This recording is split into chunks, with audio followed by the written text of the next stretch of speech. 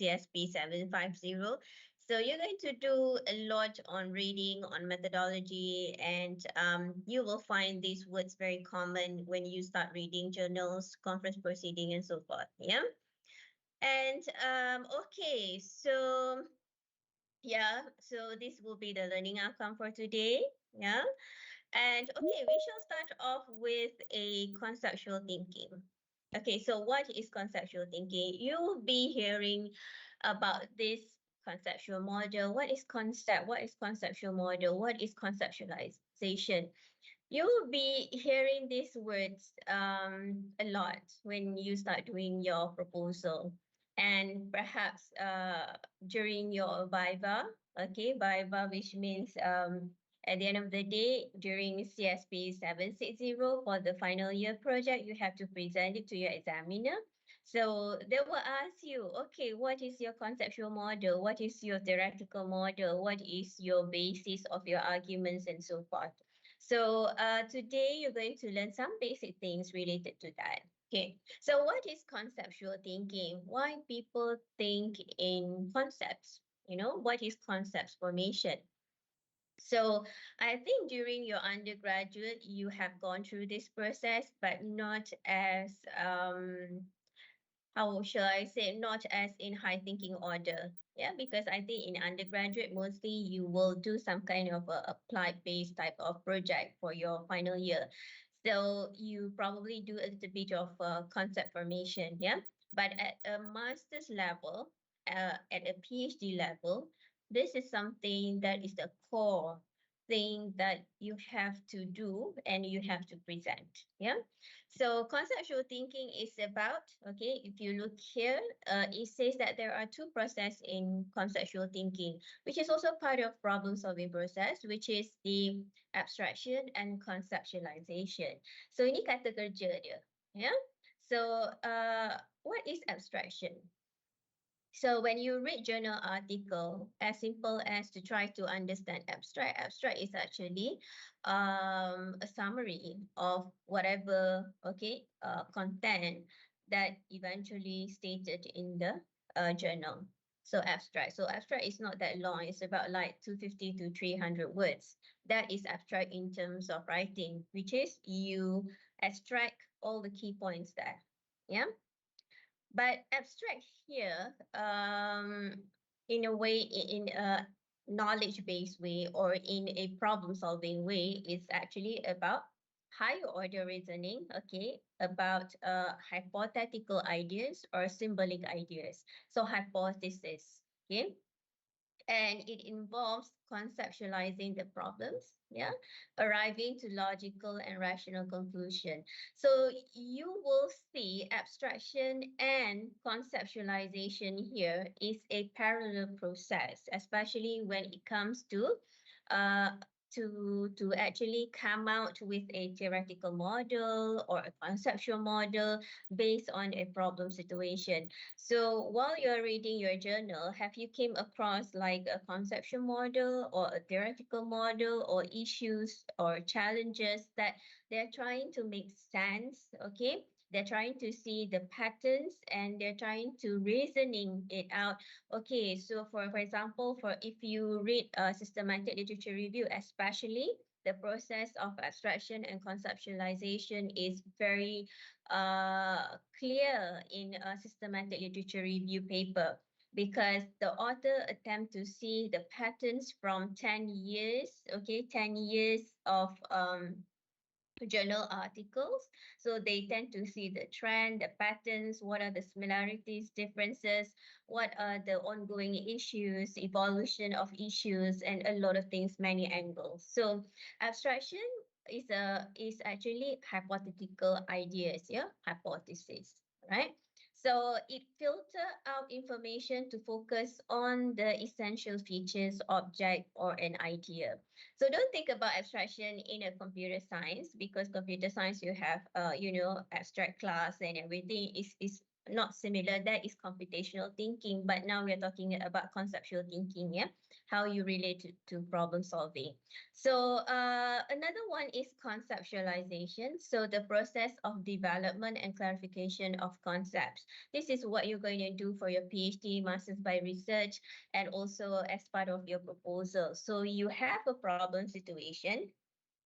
Okay, you have a problem situation, and then you read a lot about this problem. Okay, you read probably from 5 years, the latest 5 years papers about the problem, and you tend to see that, oh, for the past 5 years, the problem has been addressed by using this methodological approach, which is a lot of these authors criticize that it is not sufficient enough to understand the problem situation and to come up with effective solutions. So you conceptualize that through methodology A, the problem can be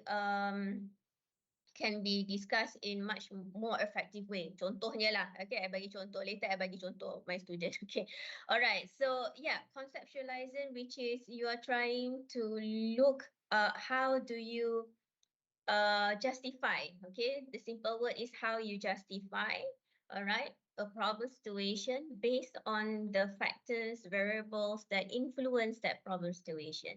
Okay, and you'll be doing this more further in CSP 750. Okay, so I'm just trying to clarify some of the concept here. So differences. Okay, I give you a case here to show the differences. Okay, so abstraction, consider a mathematician working with the concept of triangle. In abstract terms, triangle is defined as polygon, three edges and three vertices. This is an abstraction because it doesn't refer to any specific triangle like a right triangle or equilateral triangle, nor the material properties of triangle like the color, etc. So the mathematician is not concerned with a triangle drawn on paper or a triangular block of wood. Instead, they focus on the idea of a triangle that applies universally. So abstract, yeah. So which means they are looking at a, let's say, abstraction on the surface. Abstract, you abstract things, you abstract. So kalau abstract dalam art pun dia subjektif, ya. Dia subjektif, dia tak go specific. So it depends on how you decipher it as the one who view it. Okay, conceptual. So now let's say an urban planner is considering the concept of public space. Yeah, they are not merely abstracting, which would mean considering public space as merely an open area for public use. Okay. Instead, they apply conceptual thinking by understanding how public spaces contribute to community well-being, encourage social interaction, okay, reduce crime, and so forth, including the economics, the benches, the pathway, and everything. So conceptualizing is eventually, contohnya lah, ya, if you are a fashion designer, okay, you are given like a theme. Okay, ada agency kata, alright, I want you to participate in KL fashion show, and the theme is glam. Alright, glam. And I want you to come up with a design, a concept design for a tour. Alright, for example. Okay. So that is the concept. So whatever baju that you baju that you ask the model to model on a runway is actually based on your conceptualization. How does glam in a context of couture design looks like. So of course, bila you buat concept tu, you ada sketches and everything, you put colors and so forth. That is your conceptualization. And baju for a runway punya show doesn't mean that that baju you can wear every day, isn't it? Sometimes that kind of clothes is just meant for exhibition, for runway purpose. It doesn't mean that you buat baju untuk orang pakai. Sama juga macam buildings, ya. If you go to Barcelona, there are a lot of buildings that is not human conducive for living. Some buildings are merely art. Okay, Contohnya macam yalah dia jadi replika kan, building architecture. They just mesmerized because of that, you know, design of the architecture. And most of the architecture ada concept. Yeah. So now like you tengok residential yang premium punya residential sekarang ni ya, yang dekat puncak alam semua tu kan. Contohnya apa Eco Gardens, all that, dia ada konsep kan. Konsep dia apa?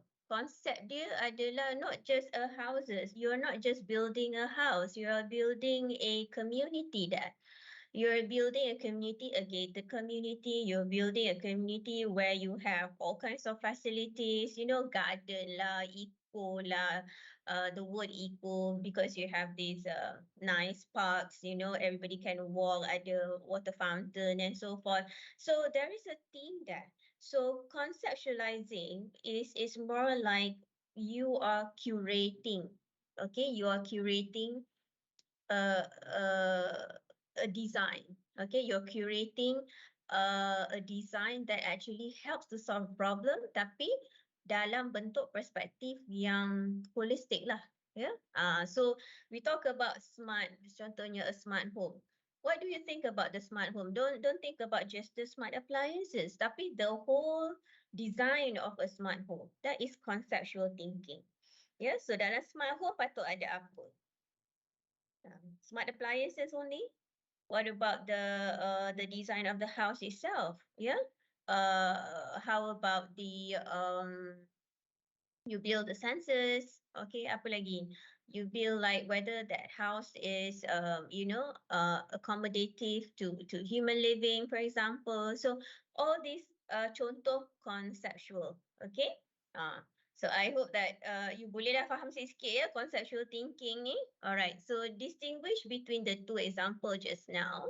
Okay, so in the abstraction example, the process strips away the particulars and leaves the mathematician with the idea of a triangle.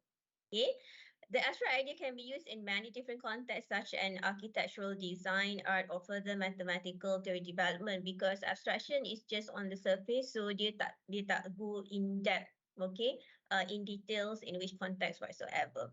In the conceptual thinking, the urban planner is doing more than simplifying an idea. They are integrating various abstract concepts like community, safety. So dia ada banyak variables and faktor. Okay, so if you are looking at a conceptual model, yeah, you are abstracting some of the factors, you borrow some of the factors from other theory, and you make assumptions by reducing it to theoretical, to hypothesis to justify how you address the problem situation. I pun tak tahu macam mana nak cakap in a very simple way ni ya. Okay.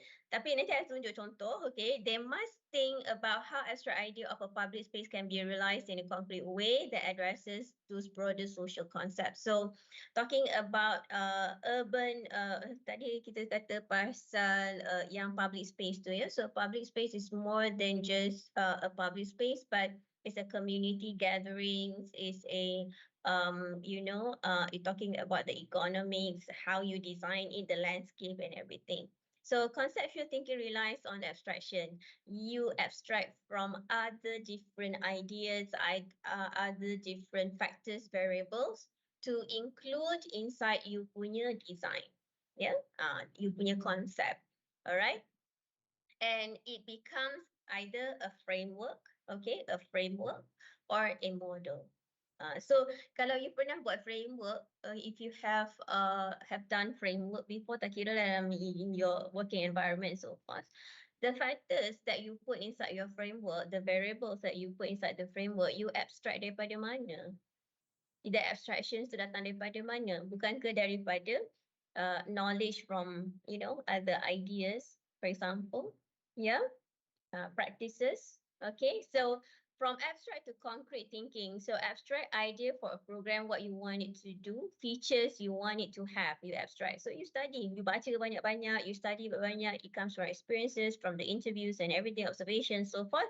And then once you have that, you conceptualize it, it becomes a algorithm, pseudocodes and everything, and you start coding the program and it becomes a code the whole logical reasoning computational output, for example. Yeah. So concept formation. So just now is the conceptualization, is the process of forming the concept. So what is actually a concept formation? So concept formation is the process of integrating a series of features, okay, from class, ideas, and objects. So I'm sure you have heard this before if you are a CS students, yeah, class, object, okay. Kalau you belajar object oriented semua ni lah kan. So two steps in concept formation, differentiation and integration. So let's say lah your mother bagi you ingredients kan. Dia bagi you, dia lambatkan aja you ingredients. Lepas tu dia kata, okay, masak based on these ingredients. What you do? Of course, you try to make a concept formation, isn't it? What you want to do, you analyze first all these ingredients, okay? And you try to make match, okay, mix and match, okay. These ingredients dengan ingredients akan jadi masakan apa? These ingredients akan jadi masakan apa? So same goes to the process of differentiations and integration. You differentiate because of the different functions that the ingredients is giving to you. Okay? Kalau kunyit campur ni boleh jadi masak apa? Contohnya. Okay? So differentiation, which means you try to find, okay, similarities between the relationship or perhaps in terms of the characteristics. Yeah?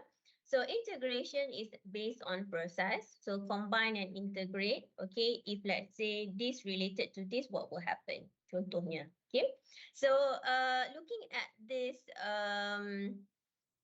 very simple concept formation lah. So you kata okay, daripada farm, okay, farm ni lembu-lembu kitchen semua you jadi apa? Oh, you boleh fikir, okay, I boleh jadikan dia sebagai susu, I boleh jadikan dia sebagai cheese, apa lagi?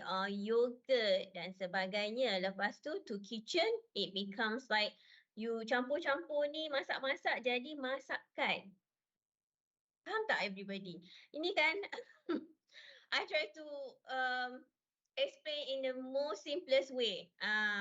Okay. Ini dia punya components lah, unit-unit dia. Dekat farm ni unit-unit dia. Lepas tu you peras susu apa semua, dapatkan ayam apa semua tu.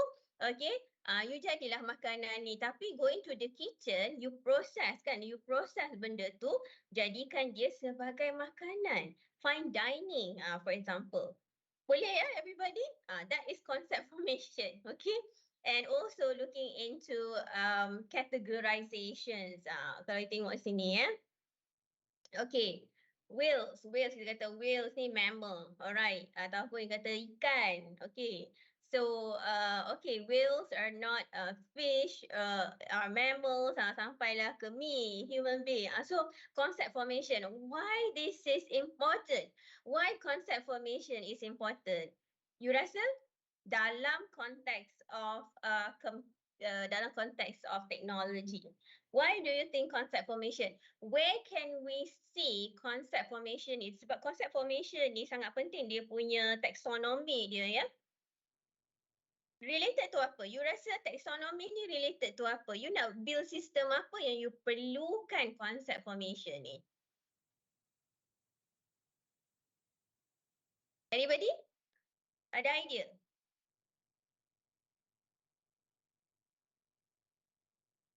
Ada idea tak? Taxonomy knowledge ni. Yang macam ni. Kalau you think about computerization process, yeah, what do you think? What this thing relate to?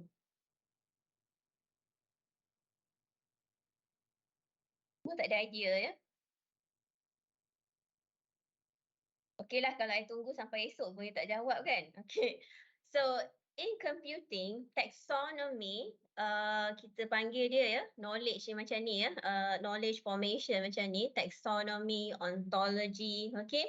It helps in building a database. Database ya. So contohnya database, okay, sistem yang contoh knowledge based system ya, knowledge based system. So kalau you tengok knowledge based system, Britannica ke, ada encyclopedia ke, they need to have this. Alright, they need to have this. Contohnya macam database apa ya yang I pernah tengok, saya lupa dah. Makanan, kalau you tengok macam database yang contohnya untuk Quran, they have to study the ontology, the taxonomy, because you nak retrieve you nak search, you nak filter, you nak retrieve guna whatever keywords or strings or boolean or whatsoever kan.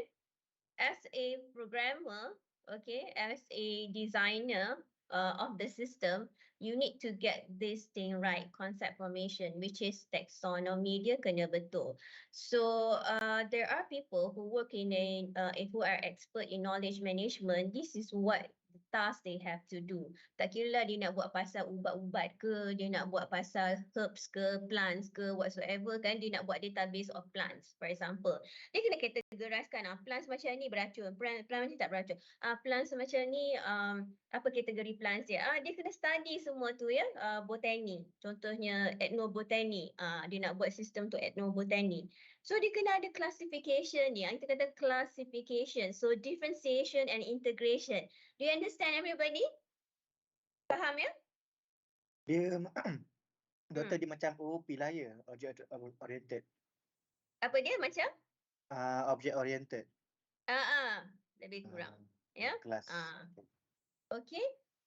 So tapi bila you buat sistem yang ada knowledge management ni ya, is a very large system because you have to study all kinds of species and everything. Contohnya ethnobotany, because if I remember, there's one student who look into that, PhD student. Dia kena buat classification tu ya, plants, herbs, dia kena study. So I think the second supervisor is botanist, expert di dalam botanis, sebab dia kena buat classification ni sebelum dia come up with the system, search engine untuk for dia punya sistem prototype tu. So contribution dia adalah this part lah for her PhD. This is at PhD level. At masters by research, you cannot do that. It's too extensive. Right? So system of classification, yes, you have to do this. Even for Quran pun, Quran, if you want to do search engine for Quran, Quran verses and everything, you have to do this as well.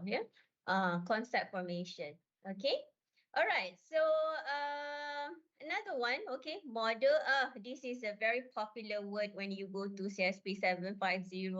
What is the theoretical model? What is your conceptual model? Where is your framework? So a model is representation of some aspect of reality. So you tengok contoh lah, kalau you biasa pergi tengok real estate exhibition kan, dia tak tunjuk lah building yang sebenarnya, dia tunjuk apa? Dia punya replika sahaja. But replica is a true measurement of how the building is going to look like. So you nampak lah dalam tu apa bendanya semua kan. So this is a normal situation where you go to real estate exhibition. But there are different types of model in the academic world, and also how you address a problem situation. So it can be a mathematical model. So as I said, problem situation, if it's objective, very precise, you can model it through mathematics, statistical, fuzzy logic, all kinds of numbering expression. That it will be easier. So computational thinking usually adopt this mathematical model. Sebab dia matematik, dia asal dia pun matematik, komputer ni. Dia ada 1, 0. Macam tu. Alright. So however, we also have abstract model or conceptual model, which is based on theoretical construct that represent physical biology. So concept like MC square, Yeah, theorem Pythagoras, apa lagi? All those formulas is actually abstract model that derive from mathematical model. They're trying to, say that if you times these factors, you get this, then that. So yeah, actually mathematicians they think a lot in abstract. Yeah, otherwise they memang tak boleh nak buat formula and everything. Okay. So the use of model. So dalam model ada variables. Ini kita katakan variables ni. Perceived usefulness, perceived ni semua adalah variables. Yeah. So how the theories okay derive to these variables? First dia kena buat abstraction. Okay. Based on the observation, ingat lagi deduction, induction process, ya. Yeah? And then after that abstraction. Lepas tu dia akan tengok these factors. So these factors ni based on the observation, recurrence. So dia akan tengok theoretical yang lain. So dia akan adopt that. And then they try to make relationship. So arrow ni bukan sahaja ya, bukan aesthetic value you suka hati nak tak arrow ni tak. Dia ada meaning. Okay, so external variables can be a mediator to this, can be a direct influence. So it depends on how you argue it. So as a PhD researcher, if you are a researcher, okay, these are the things that you have to come up. So you look at this, for example, this is TAM, yeah, Technology Acceptance Model. So you want to research about technology acceptance model using TAM to research about how elderly accept technology. So you tengoklah you akan measure this variable, attitude of the elderly, behavior intention to use of the elderly, actual system use. Okay, so you buatlah eksperimen semua ni berdasarkan model ni. So model ni memang dah orang kata dah concrete lah. But let's say you want to come up with a new model, you want to say that oh this model actually not good enough. Okay, why? Because you katalah actually attitude towards using ni there is some indicator by other researchers saying that this is this. So based on your observation, not the case in Malaysia. So you can argue that. Okay. So if you look at this business model, there are also variables and factors. So after maybe years of practices or perhaps readings and everything, people come up with this business model saying that, okay, there's a value proposition, value capture, value delivery. So these are the models that eventually some people rely on. This is conceptual thinking. Yeah? How do you see a successful business model? So you kata, okay, based on my experience and reading, these are the value proposition. And then how you validate this model, you buatlah sedikit experimental work ataupun, you buat survey ke apa ke to prove your model ni. Okay, so usually as a PhD researcher, what you are doing is actually to prove the model. Whatever you are saying, okay, the model that you propose, you kena prove lah whether betul ke tak betul. Okay, so these are some of these mathematical models for brain tumor, yeah. If I'm not mistaken, this is a brain tumor calculation. So you masuk dalam machine learning and everything kan, dia akan keluarlah some of the analysis, diagnosis and everything. But back end, inilah rupa expression mathematicalnya. Okay, contohlah ya. Alright. Okay, so conceptual thinking. Okay, this one is my former student already graduated. Okay, so maybe because you guys are CS709, okay, maybe not related to your program, but I just want to show you how PhD students conceptualize, yeah, the process of conceptualization and how it becomes a proposed model. And then they will do some kind of experimental work or, survey using statistical analysis and everything to prove the model. So these are basically before she come out with this model, she did some preliminary work with the indigenous people. Okay, so even preliminary work, the survey that she's doing is actually, survey question too is validated. So dia tak buat survey question on her own. Dia ambil survey question tu daripada validated questionnaire from other researchers. And then dia customize Okay, customized according to the problem that she wants to look at. So she's looking at the problem of technology usage. What are the factors that will influence the technology usage for the indigenous group? So with this model, it is hoped that people will look into various factors before they can introduce or develop technology for these indigenous people. Interesting, isn't it? Yeah. So she found out based on the preliminary, based on the survey, based on the interview with the indigenous group, inilah faktor yang menyebabkan, okay, yang menyebabkan apa, uh, whether they adopt technology or they reject technology. Contohnya. Okay, so finding stage 2 adalah, okay, based on this problem situation, she trying to come up with a conceptual model whereby all these factors, okay, based on what she have found, some of the issues and challenges, alright, and then she try to come out, okay, asal dia daripada TEM ya, kalau you tengok asal model ni daripada TEM tadi, tapi dia modify to suit into the problem situation of this technology usage from indigenous perspective. So dia tengok sini ya, okay, so setiap variable ni dia ada moderating variable, dia ada independent, mediator. So you akan this one you kena baca banyak sikit lah ya. So faktor, okay, task based, effect based, cultural based. So yang merah ni adalah additional construct as compared to yang hitam ni adalah daripada existing model. So as a PhD researcher, doesn't mean that you have to develop model totally new. Kita tak encourage on that because kita bukan Albert Einstein or whatsoever kan. It's just a student. So you are actually extend from the existing model. You modify. Okay, so inilah modification yang dia buat and she has to prove it through experimental work dan sebagainya and then prove this relationship. So this relationship yang merah-merah ni is based on hypothesis. Okay, interesting, isn't it? I just want to give you some motivation. Don't stop here. Go for your PhD if you can. Yeah. So another one, ni complicated lah. Ni sangat complicated. So conceptual model development with hypothesis testing. Okay, modeling the resilient capability in e-government using human-centric approach. Okay, a case study in Malaysia public sector. She's also graduated already. Alright, so you tengok sini ya, the basis of the model ni, you tengok dia ada banyak concept formation, organization factor. Dia kata, okay, what influence human-centric ni untuk modeling resilience capability. Dia resilience capability ni maksudnya how effective is the data recovery planning lah, okay? So dalam concept formation dia, okay, organizational factor ni di-influence oleh innovative culture, mechanical structure, transformation, transactional leadership style. So ini datang daripada mana, suka-suka hati dia ke tak?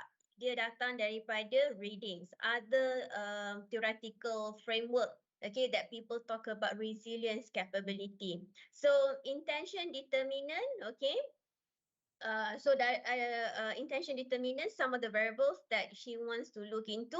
Okay, social competence and macam-macam lah. Problem solving skills is also part of how data recovery plan can be effective. Okay, so di mana human centric approach dia? Dekat sini ya, behavior. So you see the concept formation tu, nampak ya? And then these are hypothesis yang dia nak prove tu.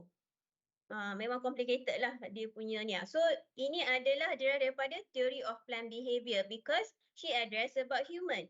Human yang akan become the driving force. How successful is the data recovery planning? You ada policy tapi nak execute tu siapa? Machine ke human? Human lah kan. So she works on that particular problem situation. Okay? Alright everybody, ada rasa nak buat PhD lepas ni? Okay? Saya rasa saya kenal student doktor yang buat ni. Aisyah, dia dah jadi pengarah dah? Dia masih KPP rasanya. Oh, Ketua ya. Penolong Pengarah. Okay. Yeah, she's very good. Yeah. I Hmm. think the most complicated PhD work. Kalau tengok But tengok yeah. tengok ni pun memang complicated ni. Yes, yes, yes. But she excel, yeah. She excel. My student ni pun, okay, international examiner dia bagi dia some of the parts to maximum marks, yeah. She's very good in this, yeah. Hmm. Aisyah pun sama. Okay, so I think I'm lucky to have two good PhD students. So the upcoming one is from Nigeria, who's doing on cybersecurity. Uh, tak tahulah apa outcome dia. So hopefully he's also going to, excel in his PhD work. Okay, so just to show you how conceptualization process, abstraction, and concept formation is being done. Yeah, maybe because you're first semester, you macam blur-blur lagi kan apa semua. Tapi I think as you go by, as you read more papers, as you attempt more subjects, I don't know whether your subject is highly technical or highly I'm not sure because I'm not in your program. Actually, I'm in the program of IT, so these are my students under IT. Tapi whatever PhD that you are doing, if let's say you do some kind of technicalities pun, okay, you still need to have conceptual model. You still need to have conceptual framework, yeah, to show um your PhD output, because that philosophy thing, okay, Doctor of Philosophy, ini adalah filosofi dia. Ni semua ni filosofi dia. Okay. Alright, so conceptual thinking and problem solving. Okay, so apa beza dia conceptual thinking, divergent thinking, convergent thinking that we have discussed last week? So conceptual thinking doesn't mean that it challenge assuming that if there is not a problem, there is no need for improvement. Tidak. So it means that challenging existing processes and procedures in order to improve them. So that's what you see the PhD yang tadi tu, ya. Dia bukan kata tak betul ataupun tak ada langsung, ya. Kita tak boleh kata tak ada langsung dalam dunia ni yang address about resilience capability. Cannot lah. So you are just challenging the existing processes and you try to prove it with hypothetical discussion, yeah. Looking for the common factors in different situations and using modifying previously. So whatever model that you saw just now is actually adapting and modifying from the existing model. So dia tak adapt daripada satu model, ya. Dia akan adapt daripada model-model yang berbeza, okay, according to what theory that you use to justify that problem situation. Yeah, listening to new ideas and recognizing their value in solving problems. Yes, integrating and applying different ideas, approaches to accomplish a goal. So I think if you are a designer in a software engineering environment, software development and so forth, your conceptual thinking must be apa orang kata high in reasoning, because if you design, for example, like a smart car like Tesla and everything, what kind of conceptual design that you want to convey to the consumer? Is it just a car, or is it just the whole, is it you want to come up with a whole experience of driving that smart car? So Tesla is not just a brand that is a apa orang kata a luxury brand, tapi they give you the driving experience that no other brands can give you, for example. Sebab tu dia punya design tu lain sikit. Dalam tu, ya, interior, what are the uh, economics dalam tu, ya. And then in fact the design of the car itself, the interior, the exterior, they give details on that just to make sure that your driving experience is totally different. Yeah. So divergent thinking, how different is divergent thinking? So divergent thinking using imaginations, idea, okay, also called creative thinking. So if you are in the art and design industry, you need to have divergent thinking all the time, because you need to set values from your competitors. Yeah, added value, extra value, creativity. Convergent thinking is using logic. Most of us using convergent thinking is facts, yeah, answers. So in academia, we use a lot of this convergent thinking, unless your work is a combination of convergent and divergent, which is divergent, usually think out of the box. If you're in the industry, you're a practitioner, okay, you have to be both on the both sides, yeah, on the both sides. But if you are just sitting in a development team and so forth, yeah, probably convergent thinking is very much exercised in your environment, okay? All right. So enough of conceptual thinking. I've given you the sample. So hopefully some of you might extend to PhD, okay, in the next future. All right. So what is technological thinking? Now, after you have done the conceptual thinking, you dah ada framework and everything. Now you're talking about technological thinking. So technological thinking has been in the community, in the society, ever since Aristotle years. Ever since Aristotle. So you know that Aristotle ni philosopher zaman Greek dulu. Okay. So Aristotle philosophy range from not just on the mathematics, metaphysics, yeah, ethics, logic, science, politics, and so forth. So he's kind of genius. Yeah. Okay, so what does Aristotle talk about technology bila masa tu, okay, masa zaman Roman tu, okay, I think zaman Roman tu adalah zaman dia panggil, is it Renaissance? Bukan Renaissance, zaman knowledge, ya, knowledge berkembang. Okay, so yeah, so Aristotle, konsep filosofi dia, okay, and masih lagi diguna pakai zaman sekarang because this is the basis, ya, this is the basis of high thinking order. So walaupun teknologi taklah berkembang di sana, tapi teknologi ikut zaman tu lah, ya. Okay, so Aristotle Organization of the Science, he says that dia ada 4 benda, ya, 4 dia kata empat kotak lah, 4 kotak kat situ. Okay, dia kata, okay, science is organized based on material, okay, formal cost, efficient cost, and also the final cost.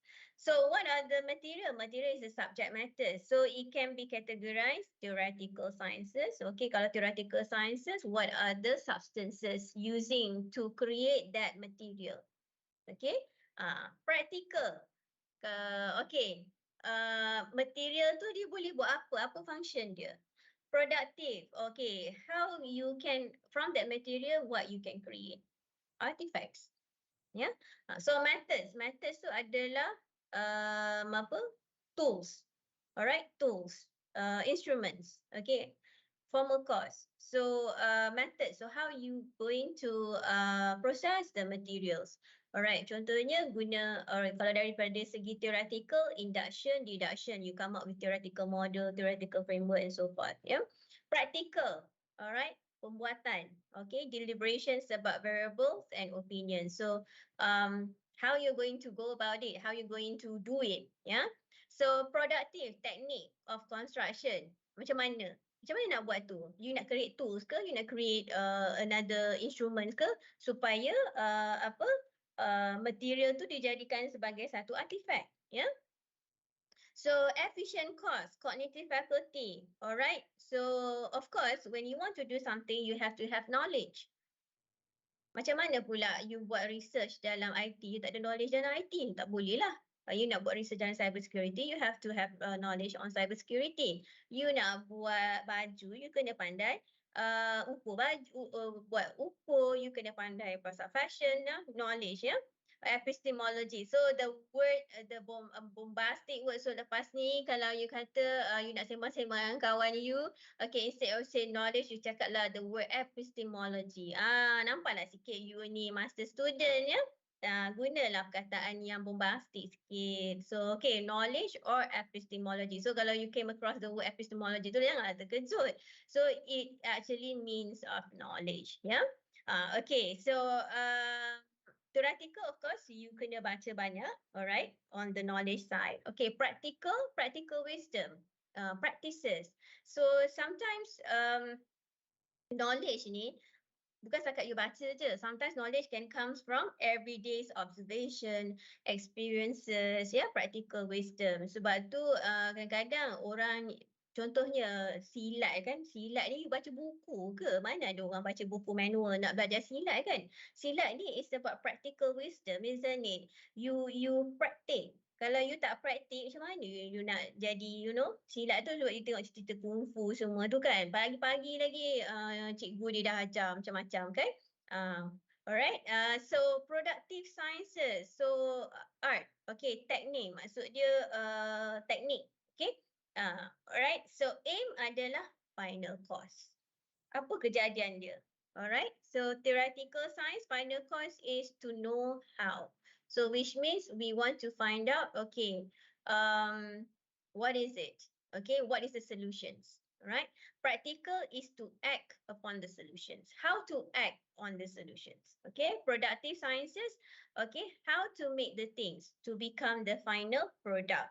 So dia dah susun macam ni ya, nampak macam simple tapi kita tengok how it applies in the real world ya.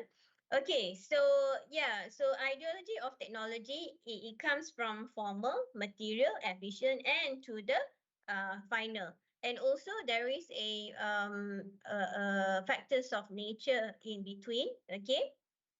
And how does this technological thinking helps in you know, in coming up with a product? For example, all right, Aristotle 4 courses tadi, material cost, dia nak buat meja. Contohnya konsep dia nak buat meja. Meja apa? Alright, the material cost, of course, a table's material cost is wood. Yeah. The formal cost, the form in which the thing is arranged, macam mana you nak form dia, table ni? Adakah flat je ke? Adakah table tu bercorak-corak ke? So, bila you nak tahu the formal cost, you need to know the function of a table. A function of a table is what? To write, to eat. Yeah. So, nowadays, yeah, if let's say you talk about the public space just now, I relate to the public space, yeah. The concept of okay, smart city lah. Sorry. Smart city, the concept of smart city. Okay, sebab you all ni teknologi kalau bagi meja je, tak boleh nak relate kan. The concept of smart city. So meja you nampak ya, formal cost dia adalah okay, the idea of an elevated that surface is very simple. Meja, boleh ke meja? Meja boleh jadi segi empat, bulat, tapi a flat surface baru dia jadi meja. Kalau menggelembung macam tu, dia tak boleh jadi meja. Sebab the function of a table is actually for you to put things on top of the table. Sama ada you put things ke, or you duduk atas table tu, doesn't matter. Okay, but the main function is to use the table for a flat surface. Going back to the concept of smart city, do you think smart city only consists of technology, ubiquitous computing, everything sensors, everything IoT? Do you think so? What is the concept of smart city in your ideas, from your ideas?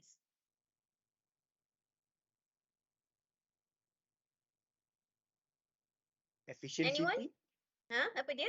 Efficiency. What is it? Give me example. Your concept formation of smart city.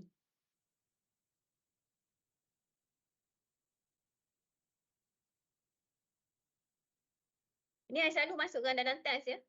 Aristotle 4 courses ni.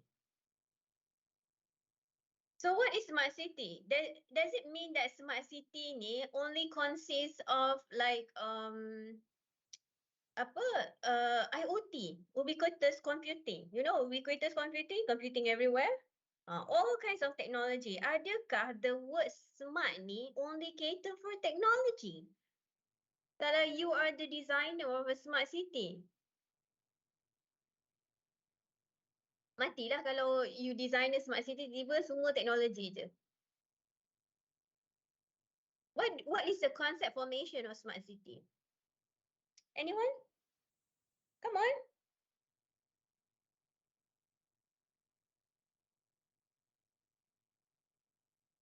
Energy saving. Okay, you talk about energy saving. Alright, okay, lagi? Reduce cost. Reduce cost. Yep. Okay, satu, itu one of the small factors. Okay, energy saving, reduce cost. Lagi? Efficiency, macam fokus dia nak build society 5.0. Where technological advancement akan membantu society untuk go on their everyday life. Still technology.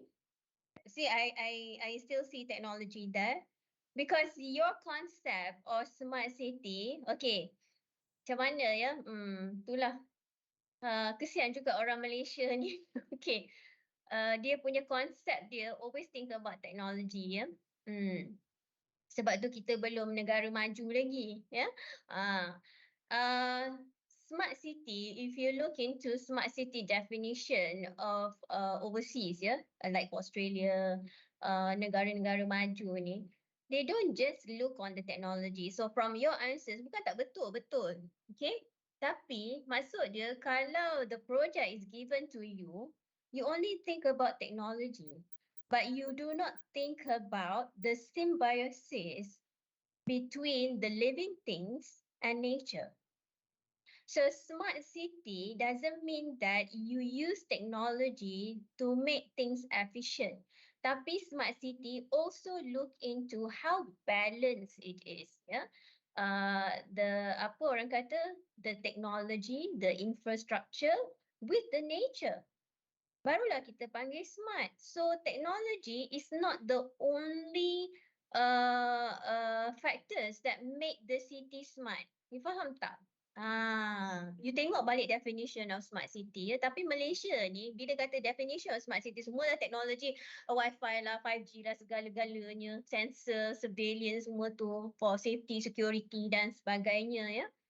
But they tend to forget. So imagine kalau I mengajar, I don't emphasize you to think about environment, about nature, about the interaction between habitats, yeah? Habitats and the infrastructure that you're going to build, you're going to ruin the concept of smart city. So I hope kalau antara you ni masuk dalam majlis pembandaran ke apa, tolonglah ya, brainwash sikit. Sometimes we often forget. Bukan sometimes, usually we often forget. Yeah, we are living. We should develop a community and ecosystem that is balanced between development and also nature. Of course, you talk about energy saving and everything. Okay, you kata okay pakai solar, pakai ni, pakai tu. Okay, fine. But how you design it, the landscape, the town planning. Adakah kalau you baca yang Australia punya smart city ya, as simple as dia bina wire elektrik kan? Because Australia is also populated with natural habitats. Okay? Dia buka kawasan baru, of course dia akan ada efek kepada habitats animals dia. Contohnya wallabies, kangaroos, koala and everything. And you can see that even nowadays with the deforestation, koalas is finding foods at the commercial residential, yeah. And because of the opening of roads, okay, a lot of these animals being run down by cars, vehicles. Ya, dia nak cross jalan. Masalahnya jalan tu lah yang dia selalu lalu, tiba-tiba you buat highway kat situ. Of course lah kan, macam gajah ya. I think in Thailand ya, what they did was dia bina jalan raya atas laluan gajah. I think that is a very good good approach. Ya, sebab you tahu ya, gajah ni dia jalan yang dia lalu adalah jalan yang dilalui oleh ancestors dia. Dia dah tahu dah itu jalan dia. Tapi you buka ladang kelapa sawit lah, you buka jalan raya lah, of course lah dia akan lalu jalan tu dia punya. Tapi you study tak? You study tak how to minimize the apa orang kata, the effect to the nature, to the animal. Sebab tu I think nowadays ya, people start looking into the symbiosis of nature and development. Because in Malaysia, I don't think ministers are looking into that. Yeah. So smart city is not just on the technology, tapi how you make the technology itu tidak apa orang kata, tidak menyebabkan kita punya ekosistem tu terganggu. So back in Australia, wire elektrik tu dia buat tinggi ya. Dia buat tinggi supaya the butterflies population. Okay, contohnya kalau butterflies tu dia ada tempat yang dia boleh bertinggi tu, okay, dia akan bertinggi kat situ. Alright. So dia nak avoid, contohnya butterfly tu terbang rendah and then terkena wiper. So matilah. Okay. So to the extent, so I think the electric wires tu dia buat yang apa kurang renjatan lah kan. Sebab butterfly tu dia hinggap aja. Okay, dia hinggap aja. So dia nak avoid to that. And then of course dia apa untuk yang wallabies and everything tu dia akan buat sensor. Okay, dia akan alert. Okay, ada dekat traffic light tu dekat alert. Oh, dia sense ada binatang nak lalu apa semua, so they have to stop. Kat Malaysia ada tak? Ada sensor tak? Dia letak signboard je gajah lalu, lembu lalu. Tapi orang just, laju. Because we don't have the attitude to sayang all these habitats, tak ada. Yeah, even in India and everything. So it's a conflict, conflict living between the nature and also human being. So kita tak fikir. Kita always fikir smart city is about technology sahaja. So the formal cost, okay.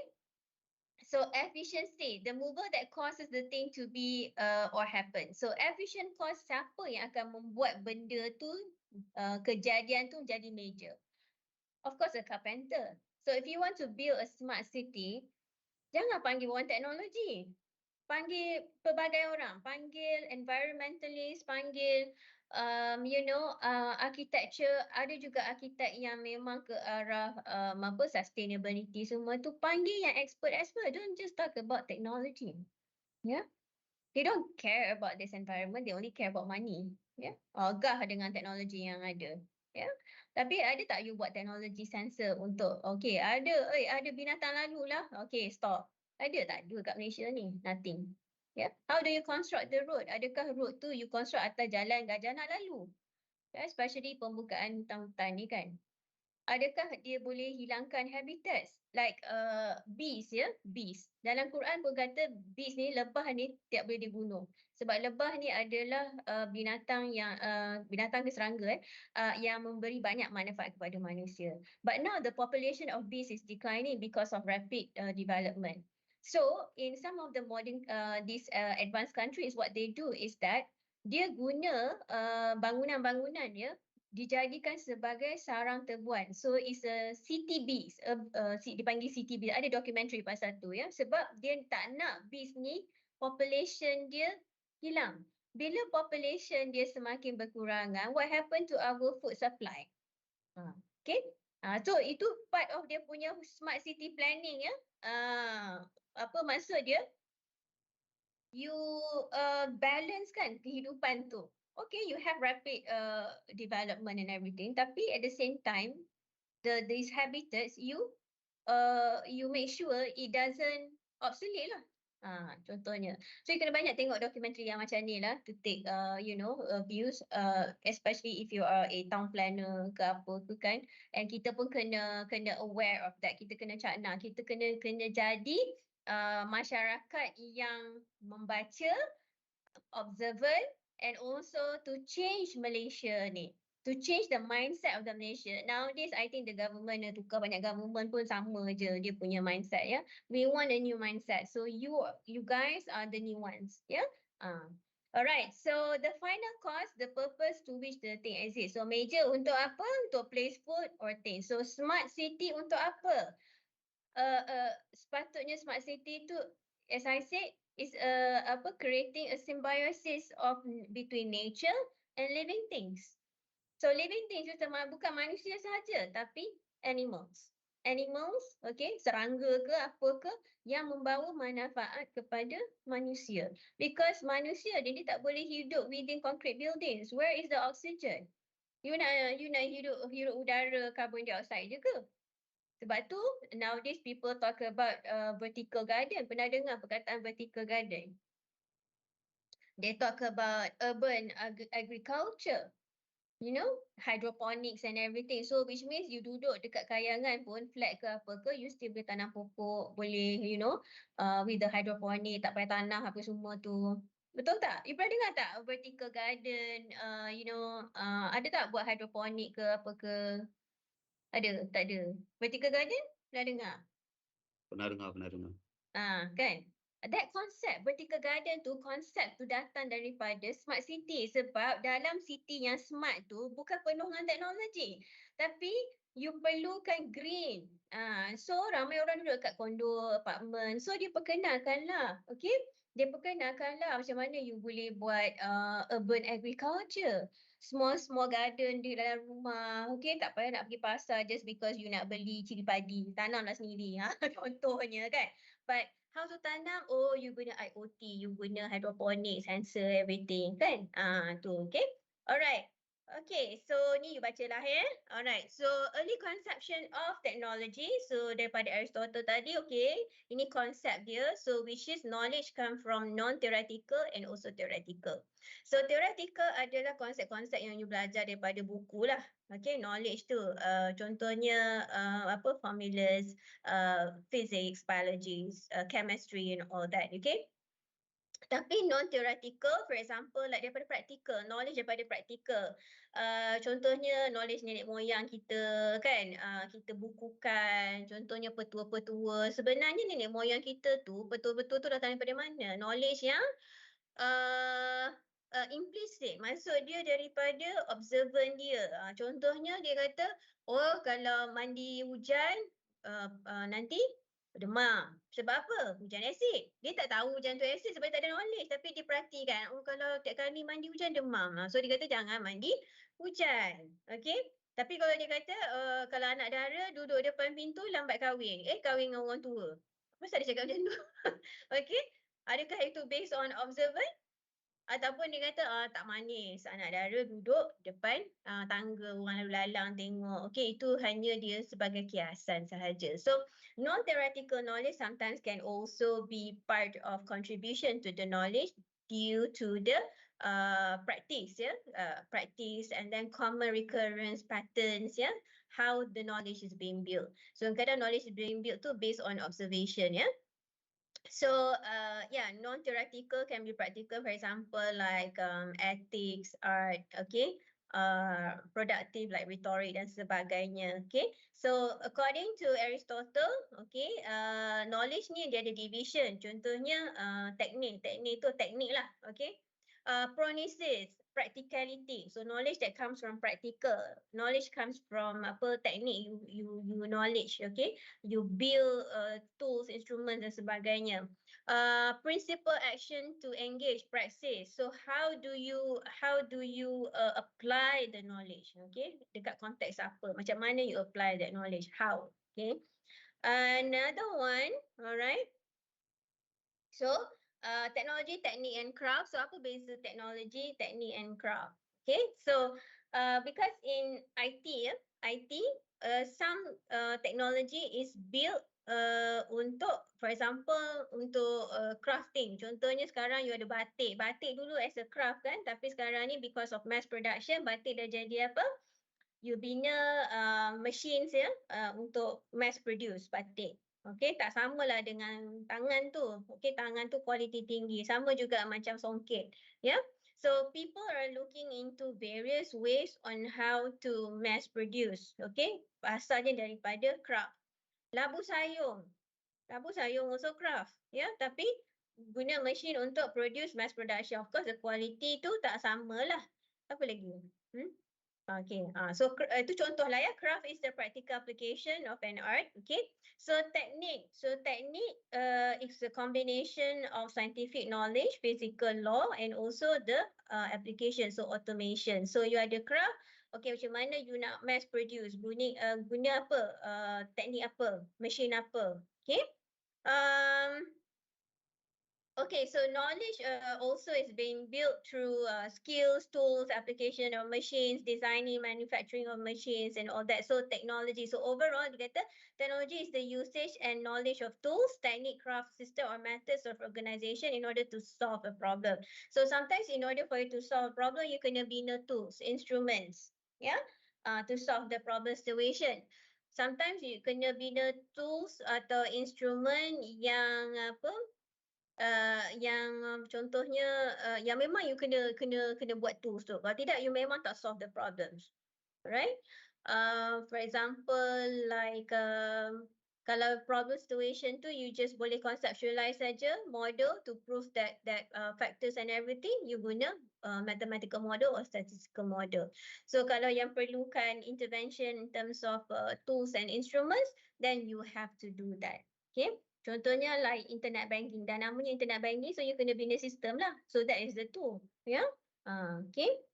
Alright. So technical thinking versus technological thinking.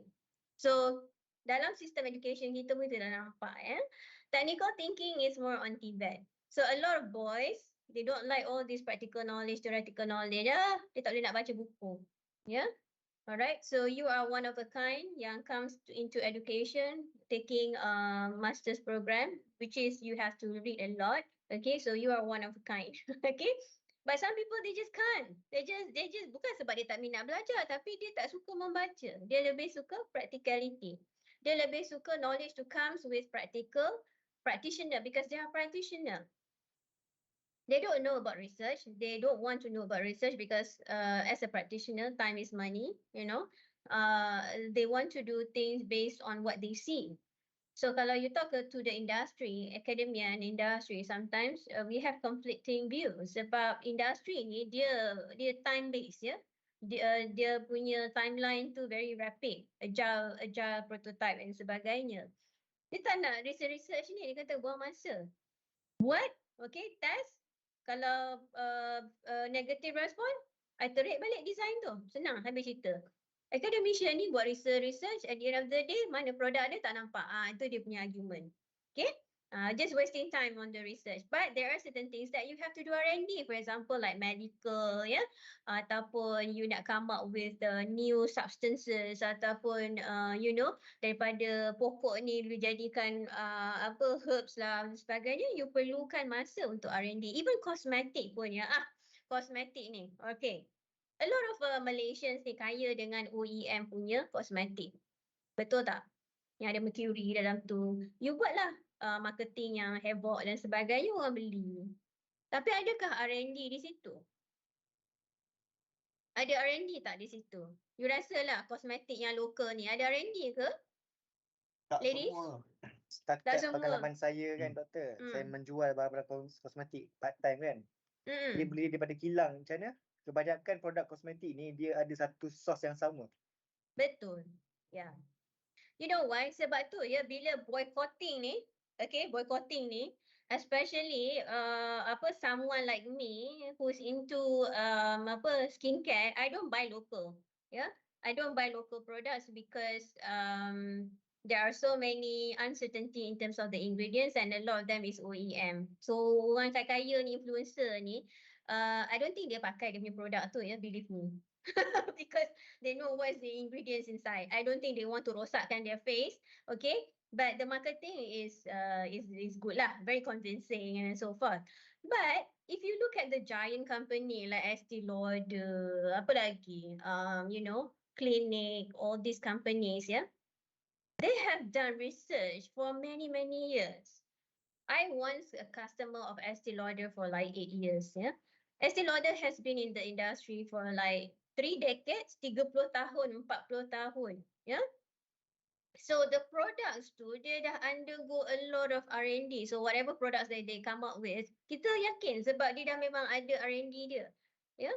And all the ingredients they put in is basically a very safe ingredient. Tak ada mercury, tak ada apa. You pakai lama-lama pun muka you mungkinlah jadi flawless sikit lah kan. Macam tu. So you want to change the local product that you don't know where does it come from, rosak muka. And kerosakan tu sometimes it will affect your internal, you know, dengan macam-macam ubatnya, whatever it is. Yeah. So yeah. So that's the thing, okay? Right. So bila you nak boycott ni, cuba cari produk yang safe sikit lah, ya. Because yeah, I know a lot of us kaya with this OEM produced type of product, tapi itulah ya, in terms of R&D, okay? Alright. So technical thinking, alright. TVET, okay, TVET ni kenapa kerajaan perkenalkan TVET? Because tak semua orang suka baca buku. Frankly speaking, ya.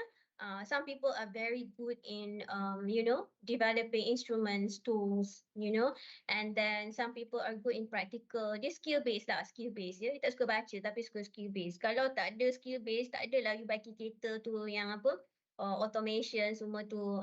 So kalau you nak jadi foreman ya, yang terbaik adalah buka kereta tu belajar daripada you ambil diploma. Sebab kadang-kadang you ambil diploma pun kan, at the end of the day, you still have to do practical, betul tak? So daripada experience that you accumulate tu, barulah you jadi a good mechanic. Okay? TVET. STEM, technological thinking, STEM. Ni I nak differentiate ya between kandungan dia. Technical, TVET. Kalau technological, STEM. STEM ni kenapa STEM? Dia science and technology. Sebab dia ada pengetahuan sains, the knowledge, the epistemology of science into the technology. Sebab teknologi ni very vast. You boleh buat instrument, you boleh buat tools, at the same time you boleh come up with a framework, model dan sebagainya. Asas dia adalah sains. Technological problem using cognitive skills, planning, preparation, decision making. Technical skill ni guna tools, instrument, develop tools, instrument sahaja. More practical. Beza ya? Sebab tu ada beza dari segi kalau you ada TVET dengan CJ yang ke arah teknologi. Kalau CJ ke arah teknologi ni diploma, jazah, ya. TVET ni CJ. Kemudian daripada TVET baru dia masuk ke sini, ya. Nampak tak? Okay? I'm trying to show to you perbezaan, ya. Okay? Alright. So kalau anak you suka TVET, tak apalah bagi dia masuk TVET. Okay? Sebab dia tak suka baca. Alright? So what technology is making of us? What can we make of technology? Adakah teknologi menjadikan kita semakin malas? Ya? Adakah teknologi menjadikan kita semakin rajin? Adakah teknologi deteriorate our health? Adakah with all these AI intelligent tools will make creativity go down the drain? Adakah with these AI tools, you guys feel that it going to threaten your career? Sebenarnya tak pun, ya. Siapa yang develop AI tu? Bukan ke manusia. So we still need creative people to develop more intelligent machines in the future. Yeah? Okay, so what technology is making of us? Okay, so here, classic conception of technology is being constructed around a conception of the good. So technology, sometimes we're not just looking to how we want to create technology, but the process. Yeah. So kadang-kadang teknologi dah sedia ada, tapi tak cukup bagus lagi. What you do, you re-engineer balik. Okay, or you develop a new technology with a new process dan sebagainya. So contoh macam saya selalu bagi contoh macam Kodak ya. Business model dia obsolete dah. Sebab nobody wants to use Kodak anymore. Majority of the people in the world dah ada smartphone. Why I have to buy a digital camera using Kodak and everything? Lepas tu nak kena develop film, kena pergi pula ke kedai dan sebagainya. So what they do is that, okay, they change the business model lah. Ya. Ataupun dia kata people reinvent new things. With using smartphone, you have digital camera embed in that. People don't want to buy extra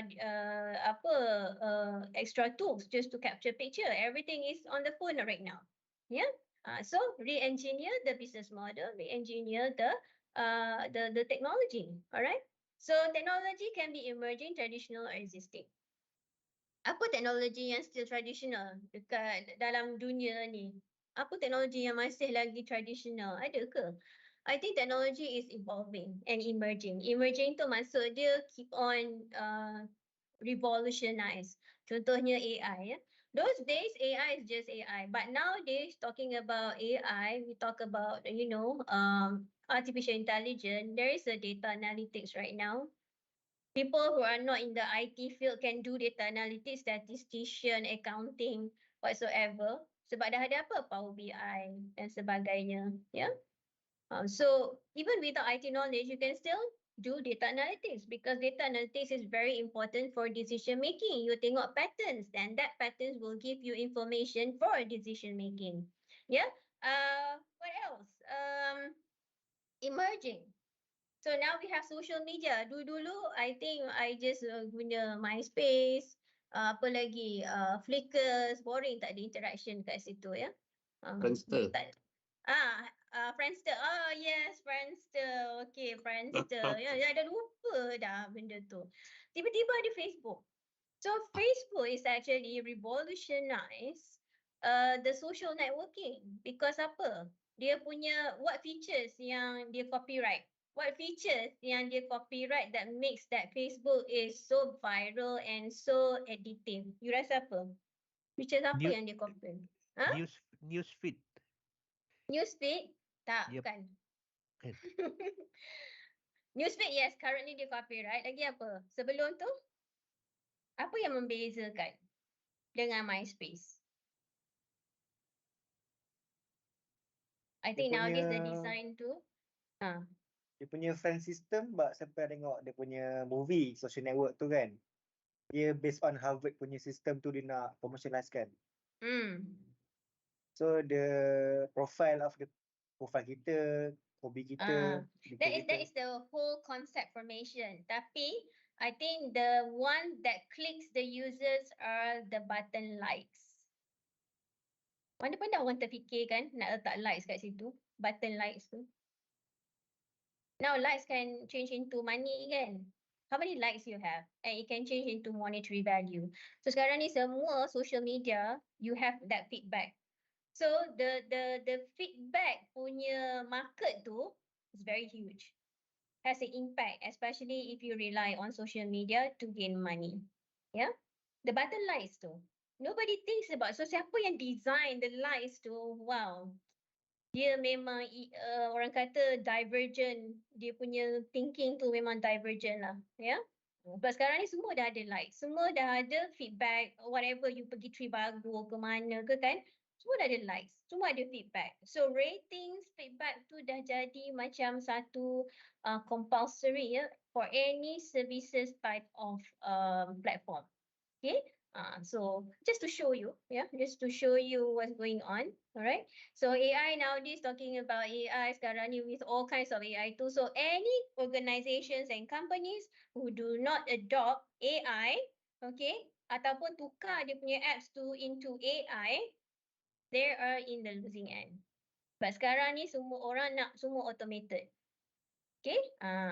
Kalau boleh you prompt aja, tanya ChatGPT. Tanya ChatGPT, what is the best topic to do for cybersecurity? Dah dia bagi. Okay? Orang tak nak fikir dah. Alright?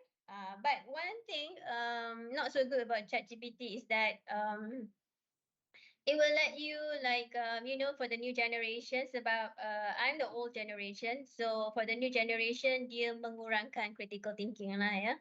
So for us, because we have been using technology way before ChatGPT, so we exercise a lot on critical thinking. So talking about conceptualization tu kacang aja. Okay, but then for the new upcoming generation with all these tools, dia akan melambatkan proses of critical thinking tu. Of course, it is good for you to grab ideas from ChatGPT and all these AI tools. Yeah, for example, like using Leonardo, you dah boleh buat satu animated book, e-book. Guna Leonardo aja. You just have to play prompt. In fact, in the future, they're going to say that we need a prompt engineer. You tahu apa prompt engineer? Yang bagi command dekat AI semua tu lah. Yes. You need people who are expert to give command to AI. Sebab you nak consistency. Let's say you dah curated the figure character animation you apa semua. Bila you nak prompt lagi tu dah tersengit lah hidung dia apa semua. So you need to know how to prompt, and we need an expert to do that. To teach people how to do that, to design, to make it consistent, for example. That will be the future. I don't know how much advance lagi. Ada tak advance lagi daripada Facebook? I don't know. Maybe ada. Sebab orang ni, the evolution dia makin lama makin pandai. Yeah? Yeah? Kind of scary, but yeah, that's the thing. Alright? So instead of using technology or wearing technology constantly, we will start becoming technology. Do you feel that? Yeah? Asyik guna teknologi je. At the end of the day, you become part of the technology. So we called it the field of transhumanism. Pernah dengar tak perkataan ni? Transhumanism. Another bombastic word. What is it? Transhumanism ni. Okay? is a belief or theory that humans can evolve beyond its current physical and mental limitations. Okay, kita tengok apa contoh dia. Alright, transhumanism ni. Oh, banyak contoh. Cybernetic. Okay. Biotechnology, genetic engineering. We talk about genetic engineering, DNA constructs and everything. People can actually, especially kalau dia nak, ni contohnya animals lah. Untuk manusia tak boleh, It's a ethics wise tak boleh nak keluarkan tukar DNA. Cannot, okay? It's violating God's. Alright, but now you can see all this trans thing, dia pun dah violate kat situ dah, okay? But genetic engineering is very good for tanaman, okay? Tapi bila GMO banyak sangat ni, dia dah jadi macam tak bagus untuk kesihatan, ya. Maknanya you dah tukar dia punya natural substances tu. So kalau boleh produk, kalau you nampak non-GMO, beli. Kalau ada GMO situ, jangan beli. Because dia dah synthetic, alright?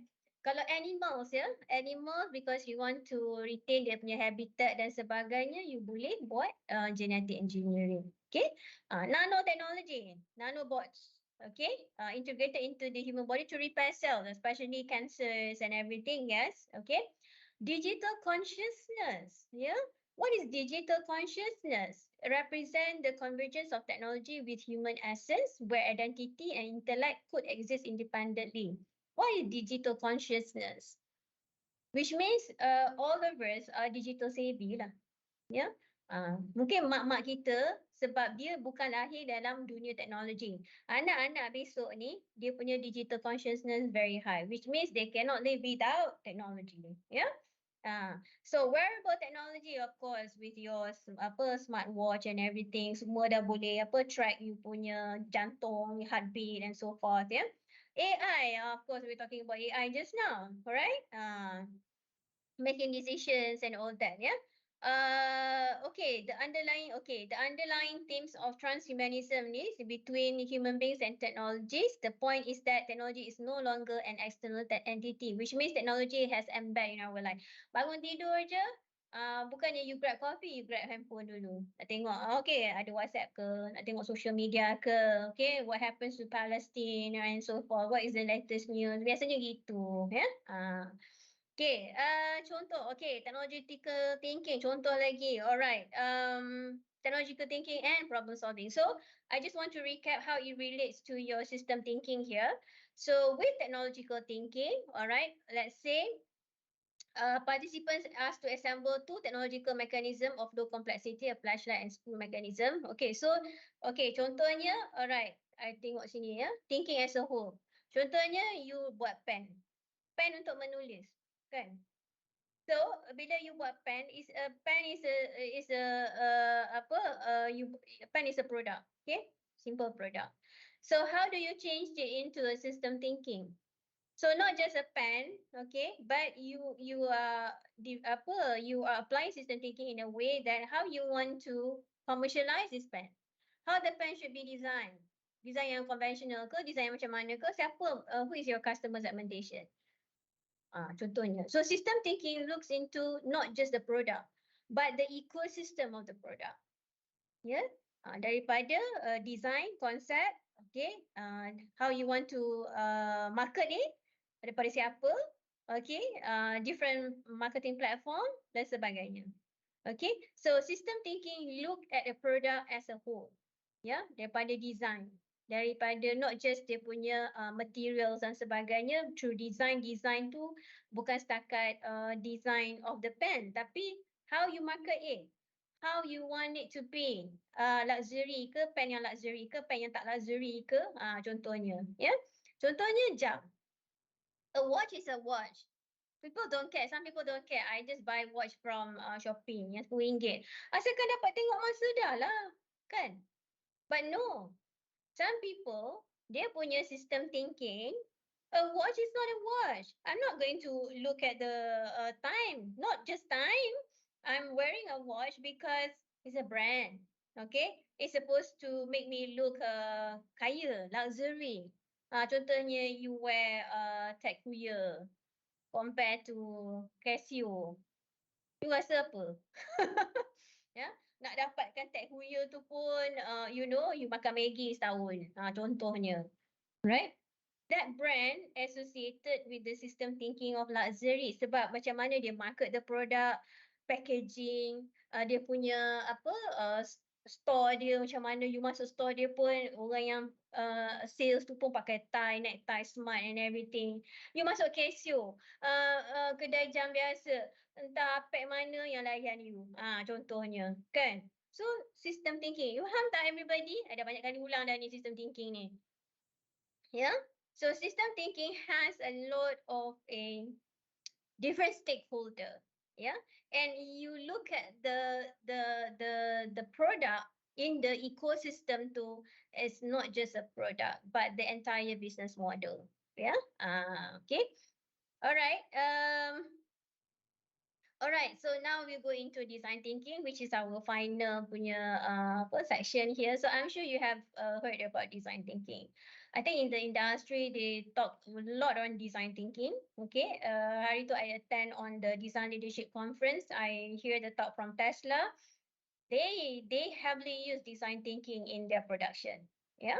Okay, so as I said, design and system thinking associate because they're not just designing a car, not just a car, but they design user experience of who is driving Tesla.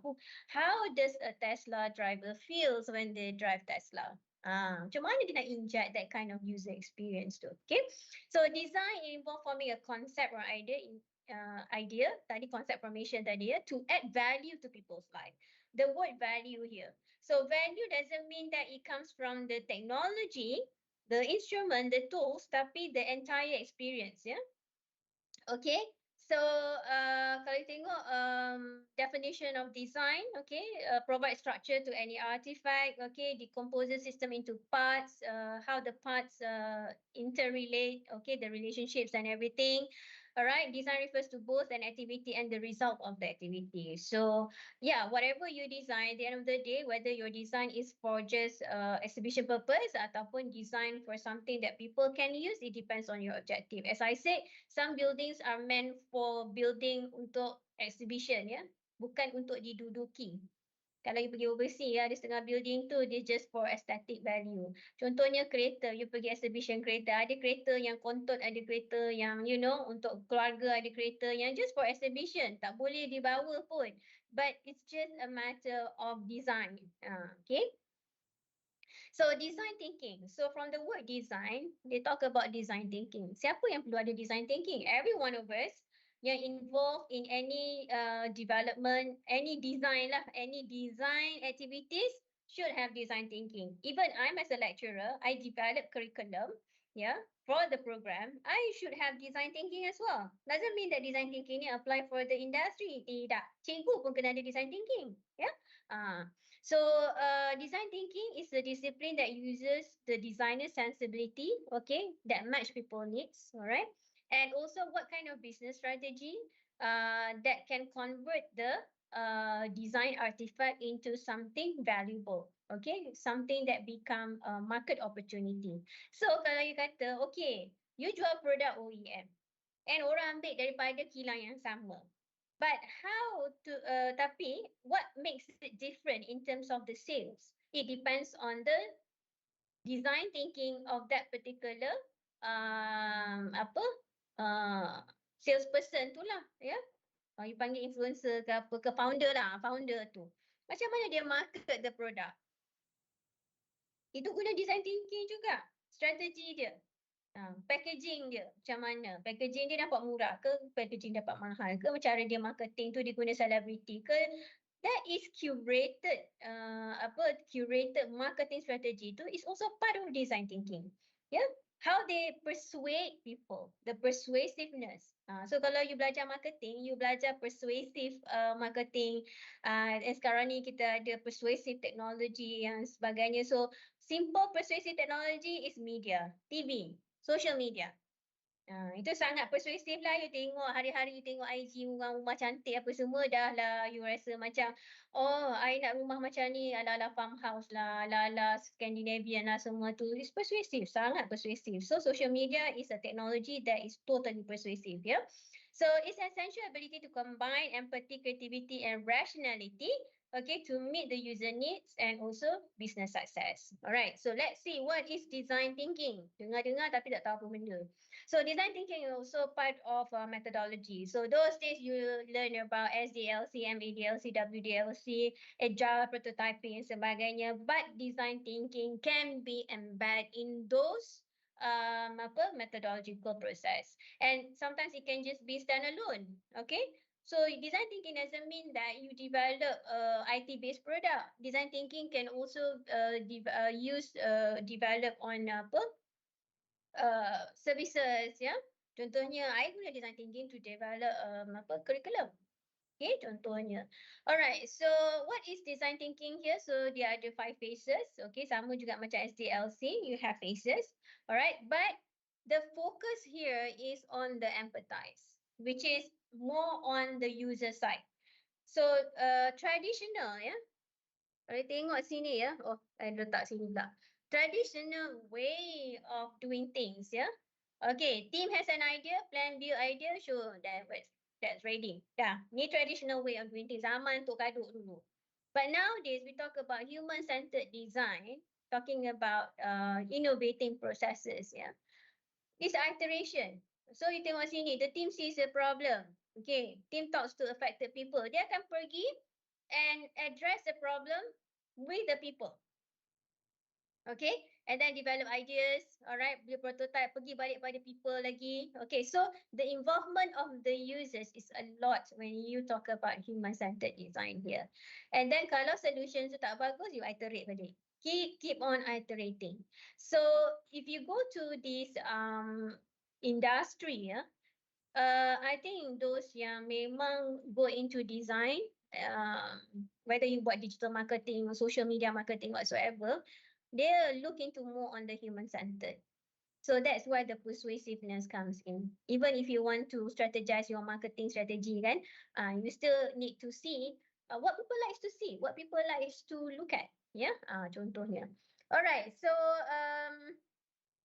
okay, so these are the design thinking framework. Okay, kalau you tengok ya, act, sense and think. Sense tu maksud dia, you're at the level of low fidelity prototype, you still need to work with the user, with the real user, yeah, not just after you develop the entire high fidelity baru nak test, yeah. Okay, so the testing too should be starting at the lower level. Okay, so why? So why it matters? Talk about design thinking.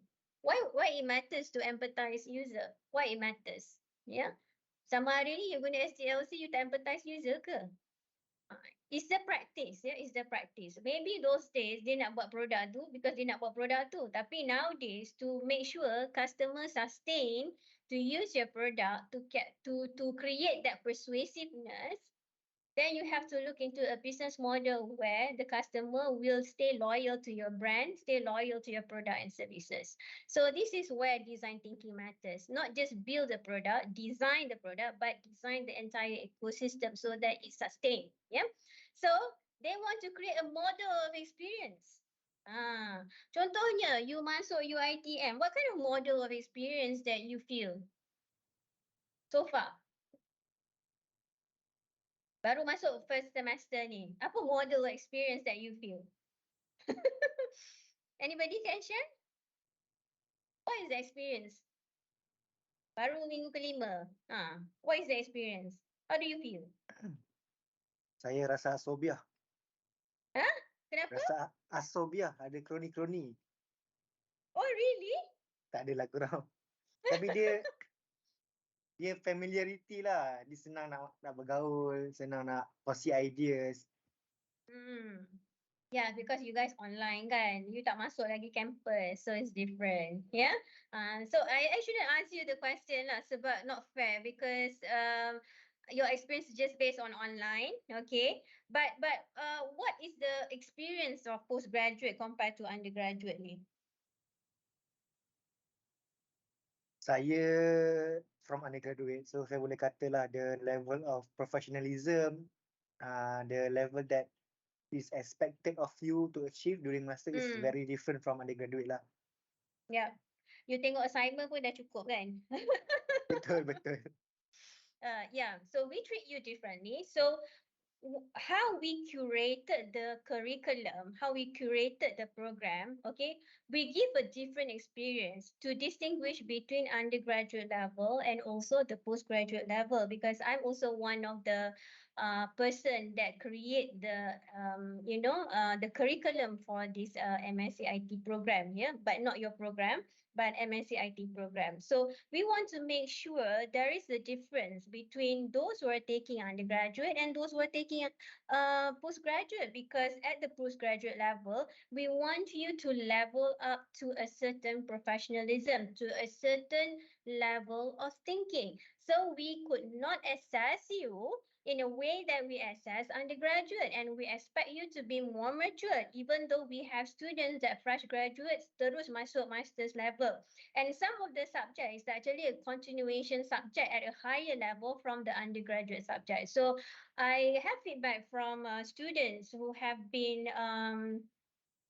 graduating like 15 years ago, 10 years ago. They were shocked to see there are so much difference on the subject. Of course, because our subject is based on what the industry wants, what the industry needs for the definition of a skilled worker, knowledge worker. So we always revise our syllabus according to what the industries required. Yeah. So design thinking, kalau you nampak ni ya, design thinking, kita dah introduce this design thinking during undergraduate student first year dia. First year dah kena ambil satu subjek yang related to design thinking. Sebelum dia ambil subjek programming dan sebagainya. Because why?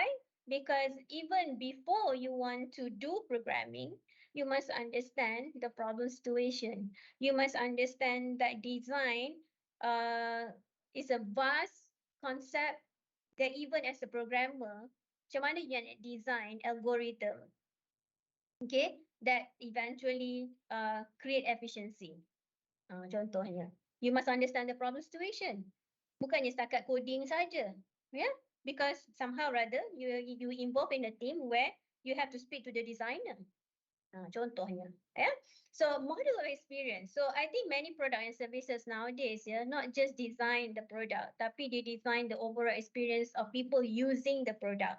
So if you are the product of UITM, you have a different sense of achievement, different sense of feelings, yeah, compared to you graduate from Sunway University, Monash University, or perhaps overseas university, because it gives a different sentiment. They give you a different experience. Contohnya, you come up from Harvard, you come up from Oxford, you come up from Stanford, Princeton.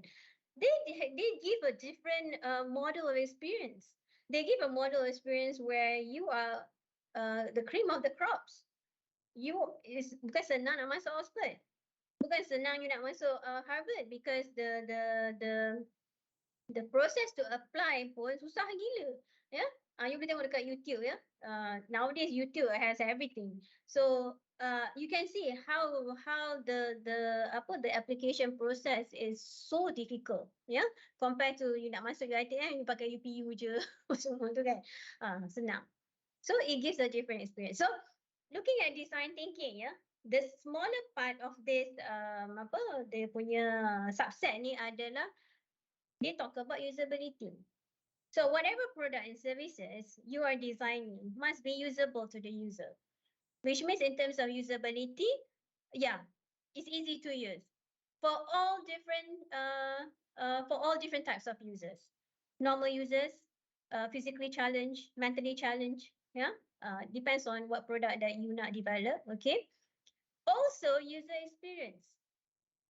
What kind of user experience you're giving the users in using your product? You use Instagram. Setengah orang tak suka Instagram, tak suka IG because not into their personality. Some people use Facebook. So kalau you tengok ya, the range of users who are using Facebook and IG, mostly IG ni orang yang use muda-muda. Facebook ni orang lama-lama. Sebab dia punya interface tu mungkin for the elderly people dia suka, ya. Tapi elderly people tak suka IG. Sebab IG ni terlalu modern dia punya design. Terlalu simple. for orang yang apa muda-muda lah, muda belia macam tu kan. Twitter. Some people tak suka microblogging. Twitter is microblogging. Pernah guna Tumblr. I think Tumblr not many ya. Tumblr ni pun lama-lama dia pun obsolete jugalah Tumblr ni ya. Twitter. People use Twitter now we call X. X already. So some people use Twitter as part of microblogging. So different experience. Different application will give different experience. Targeted customer. Service experience. Okay, so service experience encompassing customer experience across multiple online and offline touchpoints along the entire customer journey. Service experience. So some products dia ada offline and online. Contohnya Maybank. Maybank ada online product, dia ada offline product. Okay, so what kind of services they are giving? What kind of experience? So rata-rata I tanya students my students, undergraduate students, they prefer Maybank. Majority will prefer Maybank. And some portion prefer CIMB Bank. But for public students public government university, they have to open RHB lah, Bank Islam lah, sebab bank tu ada kaitan dengan universiti. Tapi overall dia kata servis yang paling bagus adalah Maybank. Do you agree with that? Saya sangat setuju. Kan? Setuju. Compared to CIMB and all that. Maybank is still the best. And now they already changed the appearance of internet banking to make it more simplified. Only essential. Lepas tu dia ada product like mobile apps and everything. So this the kind of service experience. Daripada usability, dia keep on testing. How to make it simple, how to make it efficient, how to make it effective. And then they talk about user experience. Then they will provide different types of service experience. So the whole model of experience ni sampai dah dia punya service strategy ke business strategy tu, people boleh kata, I love Maybank. I tak nak tukar bank lain. I suka Maybank. Contohnya. Contohnya kalau you dah brand loyalty kepada Toyota for example, you nak tukar kereta lain pun rasa susah. Sebab you're not just buying the car, You're not just buying the car because the car nampak cantik, dia punya spec tu bagus semua. No, you are buying the brand because you buy the car, you talk about maintenance dia, you talk about how the Toyota service center tu layan you, remind you about when is the next service. Semua tu you ambil kira as a model experience, betul tak? Ke you pergi beli kereta jenama tapi you repair dekat mana-mana mekanik? Ke macam tu? You agree with me? The business strategy nowadays, kalau you tengok Toyota, wheels, apa lagi, yang branded tu, it comes with the entire model experience. They're not just wanting you to buy the car, tapi dia punya service tu kena bagus lah, So design thinking tu bukan setakat bina produk and services je. You tengok sini dia punya banyak benda yang dia akan tengok lagi. So you have to work with the marketing strategy, the human resource lah. You punya banyak department lagi. So you punya team tu kena tengok banyak benda.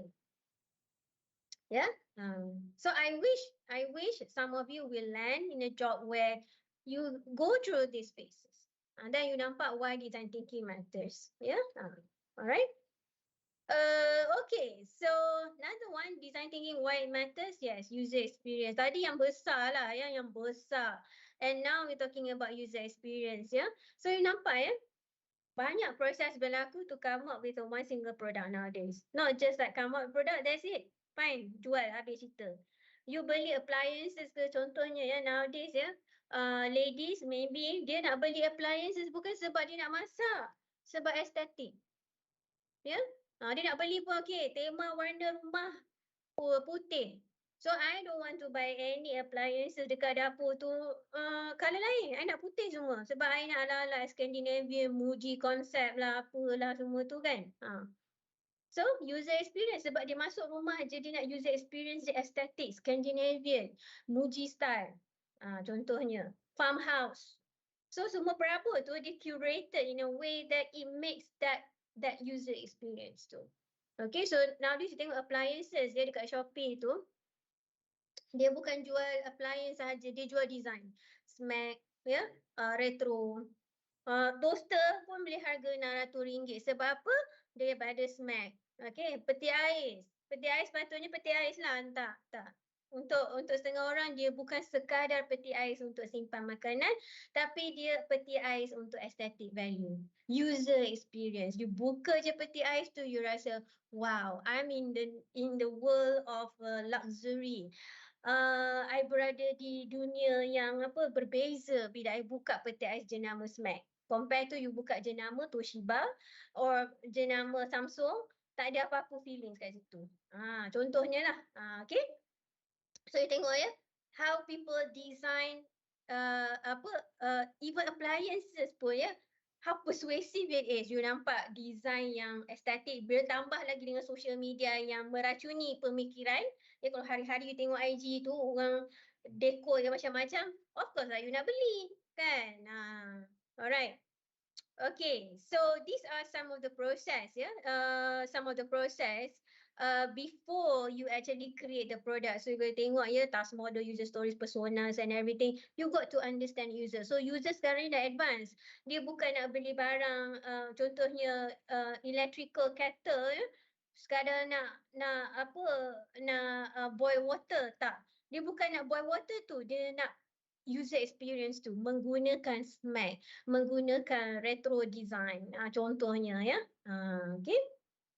So design thinking, alright. So innovation, when we talk about innovation, we also address what user wants, human values, usability, desirability. So desire tu tadi, you cater for the user's desire, because some customer segmentation, dia go for brand, dia go for design, aesthetic, all that. Ada customer tak kisah.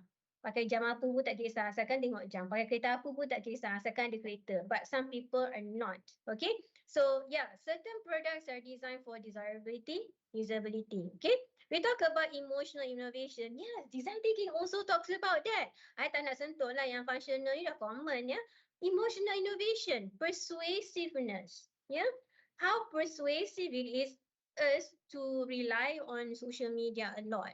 Sebab apa-apa pun tengok social media. Apa-apa pun you tengok Shopee. Sebab trend dekat situ. Ya. Yeah? So emotional innovation, sampai kan you tak boleh lah tukar brand lain. Contohnya lah sekarang ni people start boycotting Starbucks. Ya. Orang dah panik, macam mana nak cari kopi yang ambience yang macam ala-ala Starbucks tu, bila bawa cup tu rasa, oh I'm so rich, I'm damn rich, you know, you bawa Starbucks cups tu and everything. Sekarang ni tak boleh sebab nanti orang jeling kat kita pergi Starbucks, kita tak boycott Israel and everything. Ya. Macam mana tu? You nak beli Zeus, you pegang cup Zeus tu, you rasa macam I'm rich ke today, you rasa macam best ke, sebenarnya sama je. Tapi because the emotional innovation that has been turun-temurun, maknanya Starbucks tu luxury. You pergi Coffee Bean pun you tak rasa as luxury as Starbucks. So you nak minum coffee, where do you get the coffee? Oh, Starbucks dengan logo dia tu. Betul tak? Ya, you masuk je Starbucks tu, you rasa extra kaya hari ni. You masuk Zeus, dia rasa extra kaya? Tak ada. You masuk Tila, dia rasa extra kaya? Tak ada. So, different, ya. Yeah? So, kalau you boleh inject that, okay, kalau local product ni, dia boleh inject that kind of emotional innovation tu, then perhaps you boleh kaya lah in the future, ya. So, how do you do that? Okay, so sama juga macam dark brand, ya, tudung dark tu sampai 300, 500. People were willing to buy because you masuk je kedai dark tu, you dah rasa macam, oh, I'm rich today. Sebab tak semua orang boleh beli tudung yang 300. Okay, contohnya. So, design thinking, alright. Design for usability, functionality, accessibility, especially those yang ada mentally challenged, physically challenged and all that, ya, yang kurang upaya. Design yang engaging, branding, professionalism, simplicity, message. So you tengok Apple product, apa lagi yang sangat popular, Starbucks, apa lagi, cosmetics, some of the cosmetics, ya, yang famous cosmetics, ya. Yeah, engaging. Engaging tu maksud dia punya marketing, dia punya persuasiveness, and ladies they will go to Sephora. Bila masuk Sephora tu macam taman permainan yang indah. Ya, walaupun tahu ada benda yang you can't afford it. Tapi macam masuk Sephora tu you boleh 2-3 jam pun you tak rasa. Ya, okay. Contohnya, right?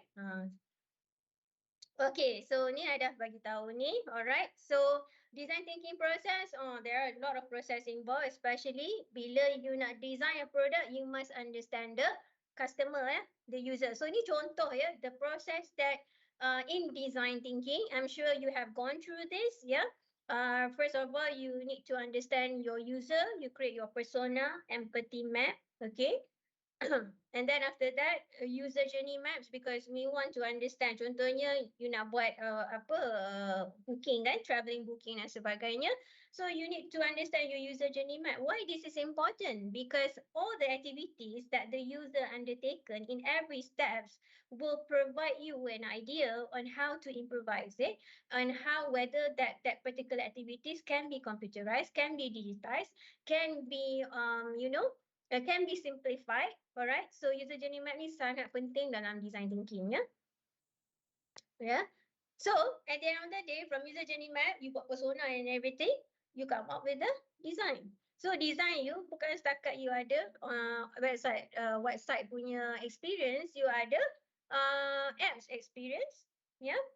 And of course, at the end of the day, all these designs going back into the persona tadilah, requirements tadi semua tu. So dulu kita tak buat SDLC, all these user persona, empathy map, semua user journey map tak buat. Ya, yeah? So dalam design thinking, this is emphasis. Ya, yeah? Contohnya macam ni ya. I lupa tunjuk tadi. User journey map. So dia ada dua. So satu macam ni, okay, satu macam ni. Tapi user journey map, yes. So even Tesla also, when I attended the talk, dia buat user journey map of the drivers, because they want to see whether what challenges, what difficulties, apa yang best guna Tesla ni, dekat mana kekurangan dia, especially in Malaysian situation, because overseas is different, Malaysian situation is different. So what kind of tools that they need to develop in order to assist these Tesla drivers in Malaysia, especially to estimate destinations, yeah, ataupun nak cari the nearest charger port dan sebagainya. Okay? So ini contoh how design thinking is conducted. So if you look here in terms of design thinking, the process daripada first one visualization. So inilah sampailah ke launching, and sampailah you buat the second iteration, third iteration, first version, second version dan sebagainya. Even after you launch your product, you still need to get feedback from the user, whether the user like it or user don't like it. So every time kalau you nampak Apple product, every year dia akan keluarkan different version. Every single year. Because it based on the what the customer complains, what are the limitations with the current product, what the user wants. So every time the phone will be much more canggih lah. Tak tahu nak canggih mana lagi. Sekarang ni orang tengah viral flip phone, Samsung kan flip. But some people don't like flip phone. But in Korea, the flip Samsung tu dah lama dah orang pakai dan flip tu. But the trend coming in, so yeah, people buy the flip phone. But Apple, the design yang persuasive design ni dekat mana? Persuasive design ni is simplicity, the simple design, okay, and also apa yang bagus pasal iPhone ni, I don't know, walaupun dia proprietary, tapi orang suka sangat iPhone ni. Maybe sebab simple, maybe because I'm iPhone user since from the beginning. So if I want to change to Android, phone, it's very hard for me because the learning curve tu. So I don't like to change. So I'm loyal to iPhone no matter what. Okay, sebab dia punya learning curve tu different. Yeah. So siapa yang dah pernah guna iPhone nak change to Android susah sikit lah. Tapi kalau boleh change to change lah ya, because we are boycotting something now. Yeah, tapi yeah, iPhone currently is still, for me, is still the best lah. Yeah. Walaupun Android tu senang sikit, tapi itulah. Tapi I don't like to use Mac. One thing I do like to use Mac. So I learning curve on Mac tu, I think the first two laptops I buy, lepas tu I ditch the laptop, I guna balik Microsoft. Okay, so research design to innovation, yes. So these are the process, okay, using design thinking, whereby they emphasize a lot on this model of experience. not just the product. Okay. And also they use a lot of user research. So kalau you tengok kosmetik ni ya, emotional innovation tu yang penting. Of course ingredients is penting because if you want to sustain lama dalam industry of cosmetic, you must make sure that people trust your brand, people trust your ingredients. So I don't know, maybe because local product ni murah, ya, sebab selebriti yang pakai, but trust me, they don't really use their own brand. Yeah, but then kita kena jadi consumer yang bijak lah. Okay. Alright, so that's it for today. So for next week, I will continue with flip class, and also dalam video tu I will just highlight on how you should be starting doing your assignment. Okay, take care everyone. So hopefully you get something from today. Yeah, you don't feel bored listening to my lecture. Although lack of interaction from you, I only hear the same voice all the time. Okay, so hopefully next week onwards, and face-to-face class, especially the ladies here, all right, please interact with me because I need to see varieties of voices. Ya, kalau tidak, I pun macam, alah, hai mengantuk lah, apa, membebel seorang-seorang, okay? Alright, so Betul. see you guys. Okay. Yeah. Doktor, sorry. Just one trivial question. For macam kalau buat assignment ke apa kan, do you prefer British English or US English Apa dia? I prefer? British English or US English? Sama je. American. Sama je. Don't worry. As long as in English, ya.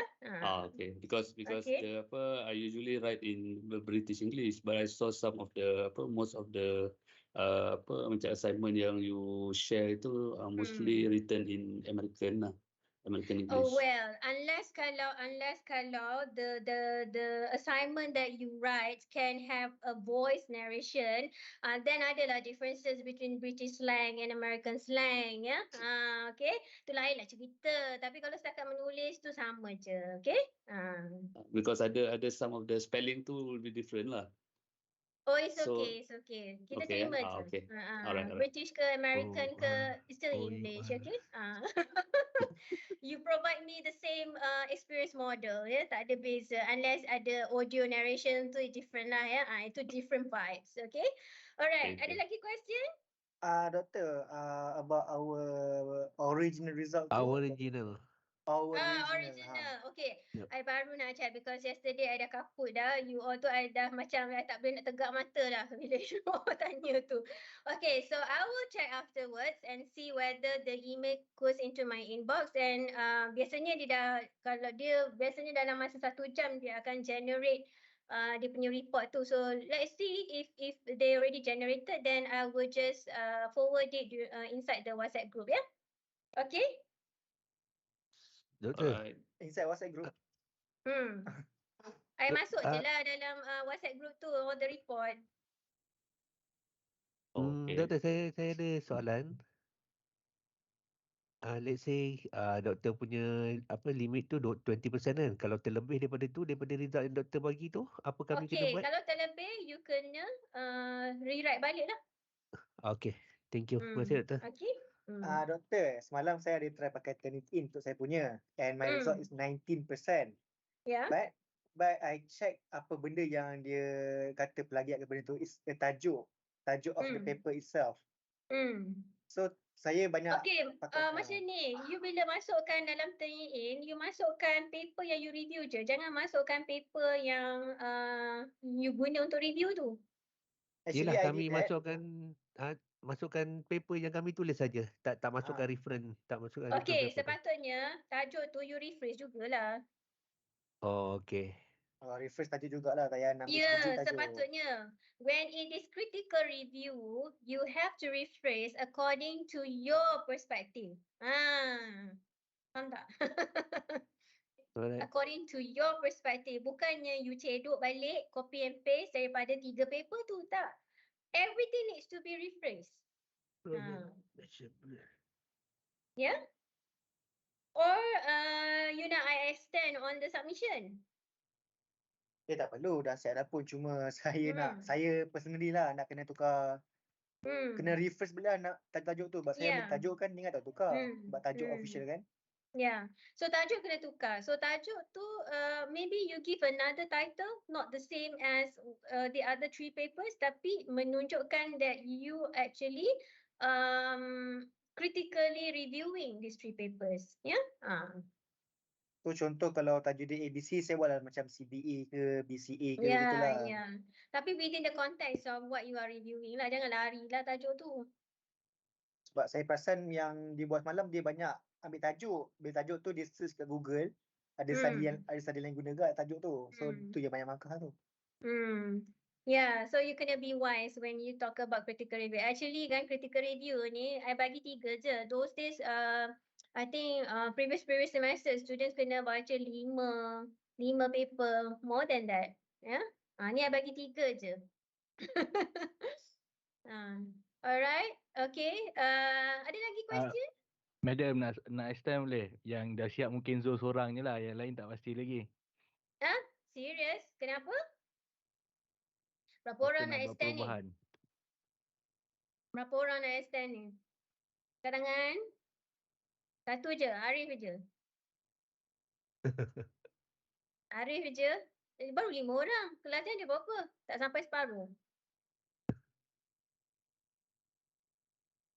Baru 6. Yang lain dah confident lah. Boleh hantar. 7. Baru 7, tak sampai separuh. Kita orang tak confident rasa nak buat perubahan lagi lah.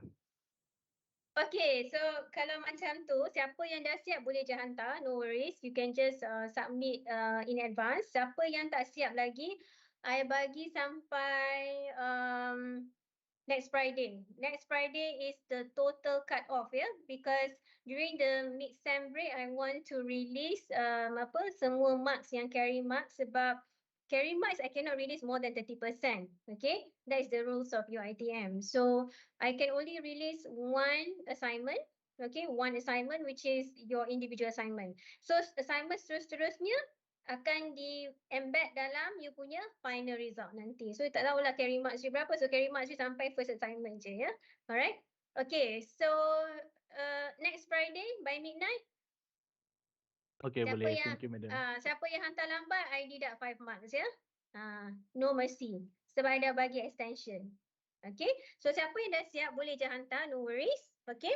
Alright, so you have okay macam ni. Untuk original, okay, I tak boleh nak tengok hari-hari. So I bagi macam contohnya, okay, hari Sunday ni. Okay, Sunday ni cut off time pukul 12. Okay, sorry. Sunday cut off time, I bagilah macam pukul 9 PM. So I check siapa yang dah hantar. So let's say kalau minggu depan cut off dia hari Rabu. Contohnya ya. Sebab kalau you lebih daripada 20%, of course you need more time to to double check balik kan, to redo whatever it is. So balik ni, okay, try to rephrase balik ayat-ayat yang you rasa you cut and paste original sentence from the original paper. So try to rephrase balik, okay, try to rephrase balik, and then normally dia akan your similarity index tu normally akan very low. Yeah. Kalau you ambil ayat sebiji, memanglah dia akan tinggi dia punya similarity index. Alright? So try to rephrase balik.